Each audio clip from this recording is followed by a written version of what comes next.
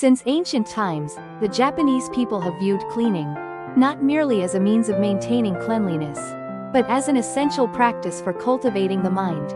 As seen in Zen temple cleaning practices, cleaning has long been considered a way to polish one's spirit, the fading spirit of Mottainai. Traditionally, Japanese people held a deep respect for objects, embodied in the word Mottainai, the concept of avoiding waste.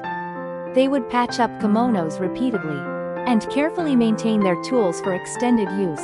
This value of treasuring objects was both a wisdom born from living in a resource-limited island nation and a culture that respected the spiritual essence residing in objects. The distorted relationship with things in modern society. However, Japanese lifestyles underwent dramatic changes following the period of rapid economic growth. Swept up in the wave of mass production and consumption, our homes became increasingly filled with new possessions. In an era where inexpensive goods became readily available, replacing items with new ones became more common than repairing and continuing to use them. As a result, many modern Japanese live surrounded by an abundance of possessions. Ironically, the more our possessions increased, the more we lost our peace of mind.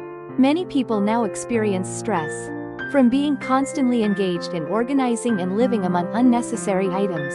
Minimalism as a solution. In response to this situation, the concept of minimalism has gained attention in recent years.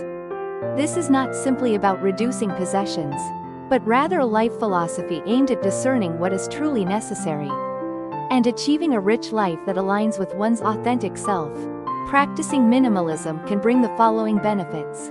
1. Reduction of psychological burden, decreased organizing efforts, reduced decision fatigue, creation of mental space. 2. Improvement in quality of life, ability to invest in truly necessary items, effective use of space, reduced time spent cleaning and organizing.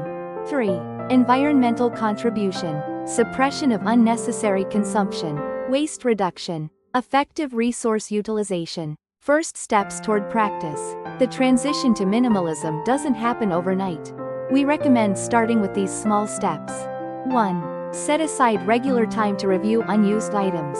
2. Carefully consider whether new purchases are truly necessary. 3. Consider giving items to those who need them rather than disposing of them. 4. Develop habits of choosing quality items and using them carefully for long periods. Conclusion. In our modern society overflowing with possessions, minimalism is not merely a trend, but can be seen as a return to the traditional Japanese spirit of treasuring objects.